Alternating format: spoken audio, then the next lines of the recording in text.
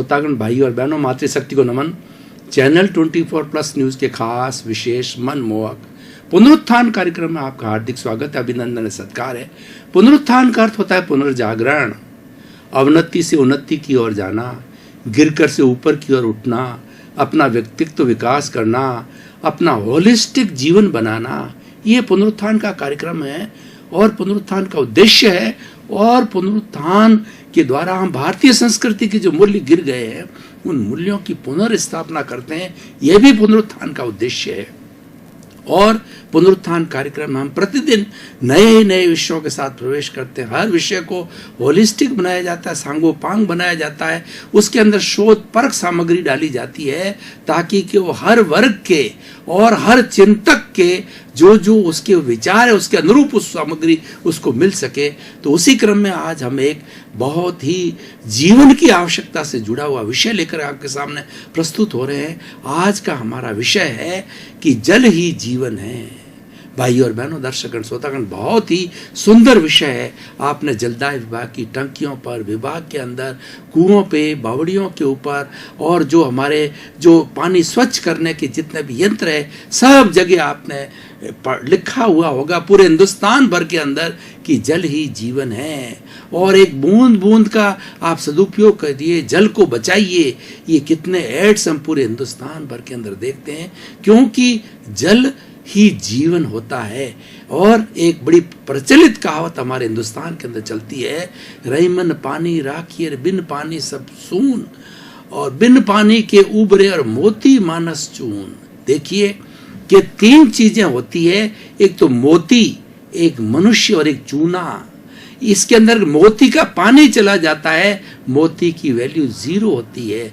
मनुष्य का पानी यानी उसका चरित्र चला जाता है तो मनुष्य शून्य पशुवत हो जाता है। और जो चूना होता है, चूने के अंदर अगर हम पानी डाल देते हैं जब उपयोगी होता है, बिना पानी के चूना कोई भी कारगर कार्य नहीं कर सकता है, जिसके अंदर उसकी उपयोगिता पानी के साथ उसकी उपयोगिता निहित है।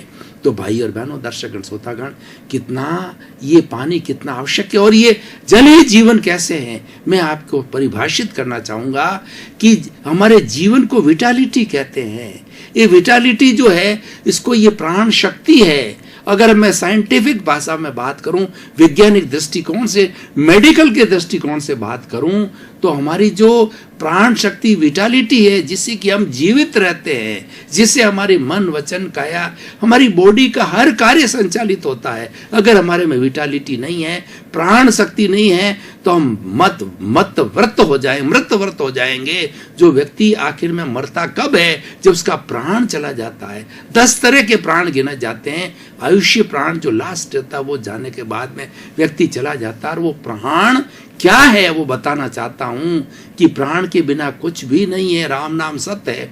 वो विटालिटी 4 चीजों से बनती है, भोजन, पानी, शुद्ध वायु और अग्नि। अग्नि का मतलब सूर्य का प्रकाश, और हमारा जो ये जठरा अग्नि है वह भी एक ताप है। जितना भी ताप है उससे हमारा भोजन बनता है। देखिए इसके अंदर पानी आया है। अगर पानी व्यक्ति को न दिया जाए तो पानी कुछ ही समय के अंदर, व्यक्ति नहीं, इस चराचर जगत का हर प्राणी पानी से बना हुआ है। और उसको पानी सप्लाई, देखिए पानी सप्लाई नहीं किया जाए पौधा मुरझा जाएगा। अगर पक्षियों को गर्मी के अंदर पानी नहीं है तो वो मर जाएंगे। पेड़ पौधों को पानी नहीं दिया जाए तो वो मुरझा जाएंगे। कोई भी ऐसा जीवित प्राणी आप मुझे बता दें जो कि बिना पानी के जीवित रह सकता है। इसीलिए जल ही जीवन है। और विटालिटी जिससे बनती है साइंटिफिक और मेडिकल साइंस की भाषा के अंदर, वह भी पानी से बनती है। इसीलिए और देखिए, डॉक्टर लोग बताते हैं कि व्यक्ति को स्वस्थ रहने के लिए न्यूट्रिशियस भोजन लेना चाहिए। वह न्यूट्रिशियस भोजन क्या है? 20% प्रोटीन, 10% कार्बोहाइड्रेट्स, 10% फैट, और हमारे 6% मिनरल, और 4% हमारे दो तत्व होते हैं दूसरे, और 60% बचा हुआ 60% पानी होना चाहिए। हमारे शरीर में 60% पानी है, तो आप उपयोगिता की बात कीजिए कि जल कितना उपयोगी है। इसीलिए जल ही जीवन कहा गया है। और इस पूरी पृथ्वी के अंदर 75% पानी है, 25% ही जमीन है, और वो 75% जो पानी है वो समुद्रों के अंदर इकट्ठा हुआ होता है। उस समुद्रों के ऊपर जब सूर्य की किरणें पड़ती है तो भाप बनती है, भाप बन करके बादल बनते हैं, और बादल बन करके वही इंद्र देवता बरसते हैं, और बरस करके हमको जो शुद्ध पानी मिलता है, 100% शुद्ध पानी जो है हमें ईश्वर के द्वारा प्राप्त होता है।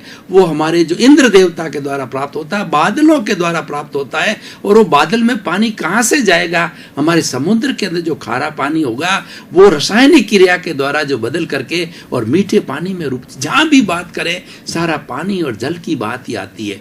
तो भाई और बहनों, दर्शकगण, श्रोतागण, मैं इसकी पानी की आपको उपयोगिता बहुत अच्छी तरह से बता सकता हूं, क्योंकि इसका मेरे पास अनुभव है। मैंने जलदाय विभाग गवर्नमेंट ऑफ राजस्थान के अंदर 30 वर्ष तक जो है सुपरिंटेंडिंग इंजीनियर जलदाय विभाग में काम किया। और अब पूरे हिंदुस्तान का आप नक्शा देखें तो हमारा जो राजस्थान है वो थार रेगिस्तान है।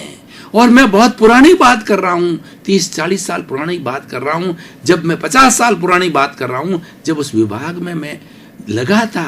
उस विभाग के अंदर जो रेगिस्तान में ये कहा जाता है कि आप जो है वो हमें घी मांग लो, मीठा पानी नहीं है, क्योंकि ज्यादातर रेगिस्तान के अंदर पानी खारा रहता था। और मैं अपना एक निजी अनुभव आपको शेयर करना चाहता हूं कि आजादी के पहले 1945 के अंदर मेरा जन्म हुआ था, और मेरा जन्म एक बाड़मेर जिले के रिमोट एरिया के अंदर एक कानोड़ गांव के अंदर हुआ था, जहां पर ना बिजली थी, ना सड़क था, ना पानी था, पानी कुओं में खारा था, और न कोई स्कूल थी।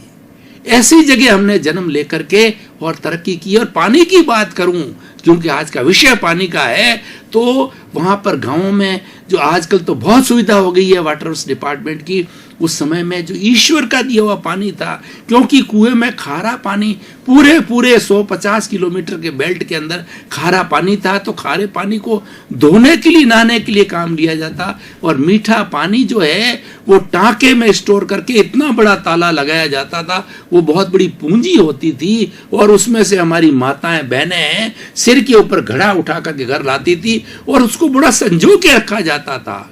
और हमारे जो मेहमान को मीठा घड़े का ठंडा पानी पिलाना बहुत बड़ी मनवार गिनी जाती थी। और मुझे अच्छी तरह से ध्यान है, जब मैं 7-8 साल का था तो कई बार मीठा पानी गिरा देता तो माँ की सीधी जोर से थप्पड़ पड़ती थी कि तूने पानी नहीं घी गिराया है, घी तो फिर आ जाएगा, ये पानी कहां से आएगा, कौन देगा? ईश्वर की कृपा होगी जब ही बरसेगा, जब ही आएगा। तो भाई और बहनों, दर्शकगण, इस जल की कितनी उपयोगिता है। देखिए, किसी व्यक्ति को पनिशमेंट देना है, बहुत अच्छा भोजन करा दीजिए और उसको 2 घंटे तक पानी मत दीजिए, कमरे में बंद रखिए, वो छटपटा करके व्यक्ति मर जाएगा। इसीलिए जल है वो कितना उपयोगी है। और हमारी सारी प्रकृति, जिसमें 84 लाख जीवा योनि जो उत्पत्ति स्थान है, और उसके अंदर असंख्य अनंत जीव जो इसमें निवास करते हैं, सभी तरह के, उन सब को पानी की आवश्यकता होती है। और ये हमारा जो वायुमंडल है वो पंचभूतात्मक पृथ्वी, जल, अग्नि, वायु और आकाश से बना, इसमें भी जल की बात आई है। इसीलिए जल जीवन ये टॉप प्रायोरिटी का जीवन है। इसके बिना कोई व्यक्ति, कोई प्राणी जिंदा नहीं रह सकता है। हम जिंदे ही नहीं रहेंगे तो फिर हमारी ये सृष्टि किस काम की, दुनिया किस काम की। इसीलिए आप इसकी इंपॉर्टेंस समझिए। जितनी धन की इंपॉर्टेंस नहीं है उतनी जल की इंपॉर्टेंस है। अब देखिए, मैं समाज की सिनेरियो को, वर्तमान के सिनेरियो का आपके सामने प्रस्तुत कर रहा हूं कि सरकार ने हमारे लिए बहुत अच्छी सुविधाएं की है। और अटल बिहारी वाजपेयी जब प्रधानमंत्री थे, उनका एक सपना था कि, उनका एक सपना तो सच हो गया कि पूरे हिंदुस्तान के अंदर जो है सड़कों का ग्रिड बना दो, और उसी कॉन्सेप्ट के ऊपर ये आज जो नेशनल हाईवे बने हैं, और कितनी सुविधा, कितना फास्ट जीवन हो गया है। उनका एक और बहुत बड़ा सपना था, वो इतने समय तक नहीं रह पाए, कि हमारे जितने भी ये जो बड़े बड़े जो बांध है वो बनाए जाए, वो बांध क्या होता है, बरसात का जब अतिवृष्टि होती है तो पानी नदी का रूप लेकर उफान रख करके और कितना बड़ा धन और जन की हानि करता है। और हर वर्ष आजकल हो रहा है। उन्होंने योजना बनाई कि एक बूंद भी पानी वेस्ट नहीं जाए, ज्यादा से ज्यादा बांध बना के उनका संग्रह करो। और बांध की बात करें, हमारा जवाई डैम है जो कि आजादी से पहले अंग्रेजों के समय से भी पीने का स्रोत है, इरिगेशन का स्रोत है, और आज भी देखिए 100 साल से वो चल रहा है। कितना बड़ी उपयोगिता, वो प्रधानमंत्री लंबे समय नहीं रहे और उनकी ये जो आज तक नहीं। और हमारी देखिए सरकार में कितनी नेग्लिजेंस है कि इतने जल ही जीवन, इतने मुख्य साधन को जो है 70 वर्ष में उस पानी को हम संजो के नहीं रखे। आज भी फ्लडिंग होती है, आज भी धन और धन और जन की हानि होती है, बहुत बड़ी असुविधा होती है, लेकिन हम उसको संजो के नहीं रखते। और आज हम आपको सिनेरियो की बात करें, क्योंकि हमारे संविधान के अंदर बताया गया है कि जो रोटी, कपड़ा, मकान, शिक्षा और चिकित्सा, जब ये हर हमारे भारतवर्ष के नागरिक को जो है सरकार मुहैया करावे, सस्ती दरों पर मुहैया कराए, और पानी और जो है वो हवा है ये मुफ्त कराई जाए। और आज जलदाय विभाग जो हमारे घर पे पानी भेजता है टूटी के अंदर, उसमें वो ट्रांसपोर्टेशन चार्ज लेते हैं, वो पानी की कीमत नहीं लेते हैं। भाई और बहनों, समझने की है, क्योंकि कॉन्स्टिट्यूशन के अंदर पानी को मुफ्त देने की बात है और मुफ्त दिया जा रहा है, खाली ट्रांसपोर्टेशन चार्ज लिया जाता। लेकिन हम क्या करते हैं?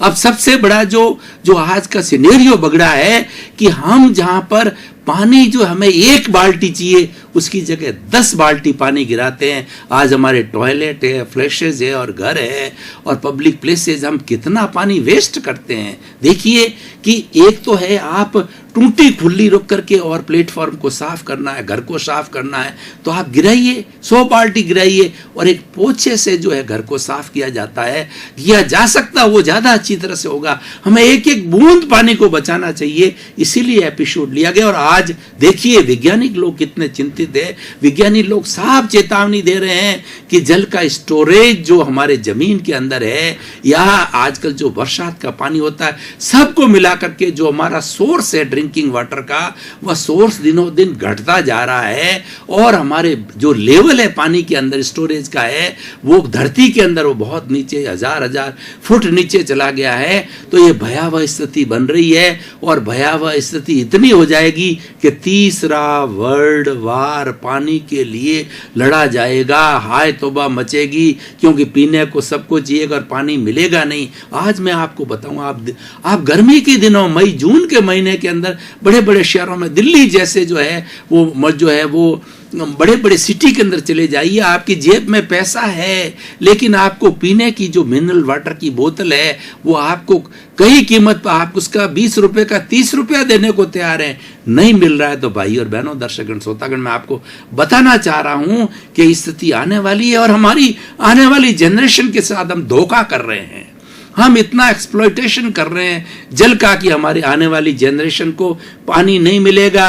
वो जन्म तो लेगी लेकिन मर जाएगी, वो पंगु पानी के अभाव में पंगु होगी, पोलिया वाली होगी, और वो बीमार अवस्था में होगी। तो इसलिए समय आने के पास में जो आप चेत जाइए। और यहाँ पे जैन धर्म को मैं कोट करना चाहूंगा। जैन धर्म ये कहता है, एक पानी की बूंद में 34,000 हमारी जैसी आत्माएं होती हैं। हम एक बूंद पानी वेस्ट करते हैं तो 34,000 आत्माओं की हिंसा करते हैं। इसीलिए भगवान महावीर, जो कि आज से 2500 साल पूर्व हुए थे, उन्होंने तो ये हमारे जितने भी 5 कॉन्स्टिट्यूएंट्स हैं, पृथ्वी, जल, अग्नि, वायु, आकाश, उनकी सुरक्षा को धर्म से जोड़ दिया था कि जो इनका हम जितना हनन करती है, सब स्वयं अनंत प्राणी। आप एक जो है हमारी पृथ्वी को आप 1 फुट ऊपर से रेत को हटाइए और खोदिए तो जो आपको डली मिलेगी, चाहे लाइमस्टोन की है, चाहे वो किसी भी मुड की है, चाहे कोई भी है, उसमें अनंत आत्माएं निवास करती है। जो ही आपने उसको फोड़ा, असंख्य आत्माओं की हिंसा हो जाती है। तो जितना जितना हमारा पृथ्वी का दोहन है, चाहे आप पेट्रोलियम निकालिए, चाहे पानी निकालिए, दोहन है, अनंत आत्माओं की हिंसा करते हैं, बहुत बड़ा पाप करते हैं। कॉन्सेप्ट दिया था, और जल को जो है वो करने कॉन्सेप्ट दिया था। तो इसी कारण जितने भी जैन साधु है, वो पृथ्वी, जल, अग्नि और वायु है, इनकी हिंसा नहीं करते, इनसे दूर रहते हैं, इनका संरक्षण करते हैं। तो भाई और बहनों, आज हमारे सामने एक रोल मॉडल है, और ये जैन धर्म, बुद्ध धर्म जो वैदिक परंपरा के साथ हिंदुस्तान में ही जन्मे हैं, तो हम क्यों नहीं उस परंपरा को माने।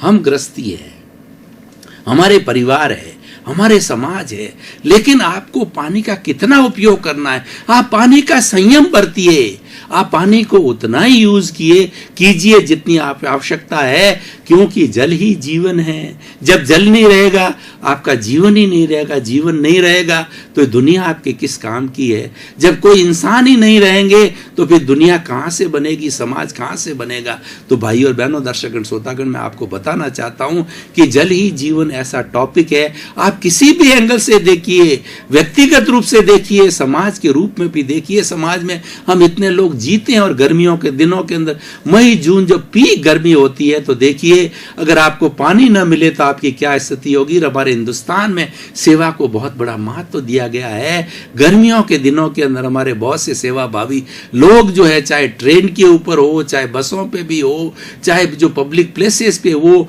पानी, ठंडा पानी ला ला करके पिलाते हैं।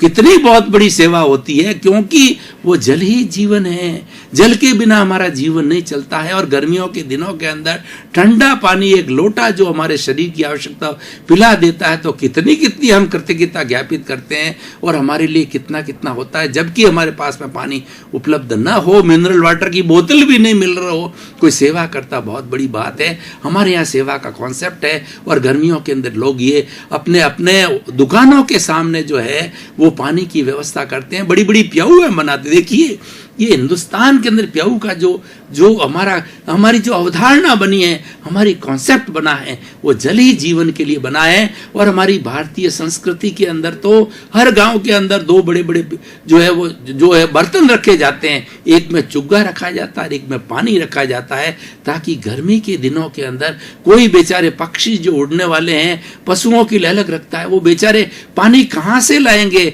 शहरों के अंदर तो कोई खुली जगह है ही नहीं। आजकल वाटर जो है वो कैटल वाटर ट्रफ तो गांवों में होती है, शहरों में व्यवस्था ही नहीं है। तो लोग घरों में व्यवस्था करके रखते हैं कि वहां आकर के वो पानी पीते हैं और पक्षी है वो दाना चुगते हैं। ये व्यवस्था, इसको पुण्य की परिभाषा में दिया गया है। और ये देखिए कि ये जो पिंजरा पॉल जितने बनी हुई है, ये सब सेवा के क्रम से बनी हुई है। भाई और बहनों, दर्शकगण, श्रोतागण, आप अगर परोपकार की बात करना चाहते हैं तो जल को आप जो है अपना केंद्र बिंदु बनाइए और ये जल को जो है वो वेस्टेज को रोकिए, लोगों में अवेयरनेस पैदा कीजिए। आज सरकार बहुत बड़ी अवेयरनेस पैदा कर रही है। वो सरकार ये बता रही है कि एक एक बूंद का उपयोग करना चाहिए, वरना आने वाली जनरेशन को हम खतरे में डाल देंगे। बहुत बड़े बड़े हम जो है वो बुलेट ट्रेन्स बना देंगे, हम बहुत बड़े बड़े हेलीकॉप्टर्स, हेलीपैड और बड़े बड़े फ्लाइट्स बना देंगे, लेकिन पानी नहीं होगा तो हमारा जीवन कैसे चलेगा। भोजन के बिना आदमी एक दिन, 2 दिन, और लोग तो भोजन के बिना 100 दिन, 6 महीने जीवित रह सकते हैं, लेकिन पानी के बिना 6 महीने तो क्या है, 6 घंटे भी जीवित रखना मुश्किल हो जाता है। तो भाई और बहनों, दर्शकगण, कितना प्रेशियस जो है पानी है और कितना प्रेशियस ये विषय है। इस विषय का जो है आप सीरियसनेस को समझिए और इसको आप एक छोटे रूप में नहीं लगाइए, इसको बड़े रूप में लगाइए कि आप घर में अवेयरनेस पैदा कीजिए कि जल जो है उसको वेस्टेज न किया जाए। और पब्लिक प्लेसेस के ऊपर अवेयरनेस पैदा कीजिए। जहाँ जहाँ पर पानी का वेस्ट हो रहा है वहाँ पर थोड़ा रुकिए और लोगों को समझाइए, प्रेम से आग्रह मत कीजिए। ये बहुत बड़ी सेवा। कोई व्यक्ति जो अपने आसपास पानी बहुत गिरा रहा है, पर्यावरण जो मित्र है वो पानी गिरा रहा है, उसको समझाइए कि ये पानी कोई मामूली चीज नहीं, बहुमूल्य चीज है, इसका सदुपयोग करो। जितनी आवश्यकता होती है उतना तो उपयोग हमें करना ही चाहिए और उसके अंदर कोई मनाही नहीं है, लेकिन जितना वेस्टेज है उसको रोकना चाहिए, क्योंकि ये वेस्टेज जो है हमें आगे आने वाले समय के अंदर हमारे लिए बहुत बड़ी प्रॉब्लम करेगा। और जो है जल से जुड़ी हुई बातें हैं, जैसे सीवरेज प्लांट है, जो वाटर ट्रीटमेंट प्लांट्स हैं, और जहाँ जहाँ पर नदियों का पानी प्रदूषित हो रहा है, जहाँ पर तालों बाग का पानी प्रदूषित हो रहा है, वहाँ पर बहुत से केमिकल्स जो है छोड़े जा रहे हैं। उन लोगों से भी बड़ा प्रेम पूर्वक हमें आग्रह करना चाहिए कि भाई साहब, आप इस इंडस्ट्री की जगह दूसरी इंडस्ट्री का चयन करो। आप कितने केमिकल्स जो है वो इस जल के साथ के अंदर मिला रहे हो, और यही जल परकोलेट होकर के जमीन के अंदर जाता है और वो अशुद्धि युक्त हो जाता है। उसके आसपास के जितने भी कुएं होते हैं, ये परकोलेशन होकर के सारा जो पानी है जो जमीन में जाता है, ये पानी उसके साथ में जो ये केमिकल की अशुद्धि जाती है, ये अशुद्धि जो है विषैला रूप धारण करके वही जो अंडरग्राउंड पानी होता है हमें मिलता है और वो हम पीते हैं, इसीलिए प्रदूषित पानी होता है। ये भी बहुत बड़ी सेवा है कि जहाँ जहाँ पर जल का प्रदूषण हो रहा है वहाँ पर हमें जो है अपना जीवन का एक मोटो बनाना चाहिए, उनके अंदर अवेयरनेस लानी चाहिए कि भाई साहब पानी का वेस्टेज रोकिए, पानी का पोल्यूशन को रोकिए, आप पॉल्यूट मत करिए, क्योंकि ये प्रेशियस चीज है। और जमीन में वो कहेंगे, लोग कहेंगे ये तो जमीन में जाता, रे जमीन में जाकर के वही साइक्लिक ऑर्डर होकर के वो पानी वही छन करके और हमारे बीच में आता है, कुओं के माध्यम से आता है, खेती बाड़ी के माध्यम से आता है। इसलिए पानी की एक एक बूंद का हमें उपयोग करना चाहिए। यही आज के हमारे एपिसोड का बहुत बड़ा जो है, और जो लोग वेस्टेज करते हैं उनमें अवेयरनेस लानी चाहिए। तो भाई और बहनों, दर्शकगण, श्रोतागण, ये ऐसा विषय है जिस विषय को प्रस्तुति करने के लिए घंटों घंटों पर हम प्रस्तुति कर सकते हैं, लेकिन हम निष्कर्ष की भाषा में कहना चाहेंगे कि जैसा कि स्लोगन है कि जल ही जीवन है, इसके बिना हमारा जीवन चल ही नहीं सकता है। दर्शकगण, श्रोतागण, भाई और बहनों, आपका बहुत बहुत धन्यवाद। आप पुनरुत्थान कार्यक्रम देखते रहिए। पुनरुत्थान कार्यक्रम एक सांगोपांग कार्यक्रम है, एक होलिस्टिक कार्यक्रम है, एक मल्टी डायमेंशनल कार्यक्रम है। ये भीतरी जगत की भी बात करता है, बाह्य जगत की भी बात करता है, सामंजस्य की बात करता है। हमारे व्यक्तित्व को क्या चाहिए, मानव जाति को क्या चाहिए, मानव के रूपांतरण के लिए क्या चाहिए, सारे सूत्र देता है। क्योंकि हमारा उद्देश्य है कि सुधरे व्यक्ति, समाज व्यक्ति से राष्ट्र स्वयं सुधरेगा। हम पॉजिटिव थिंकिंग ला करके व्यक्ति को सुधारना चाहते हैं। इसी क्रम में आपका जीवन आनंदमय हो, मंगलमय हो, शांतिमय हो, सुखमय हो और धर्ममय हो। आप शतायु होकर के खूब समाज की सेवा करें, परोपकार करें। आपकी प्रति मंगल भावना, शुभकामना।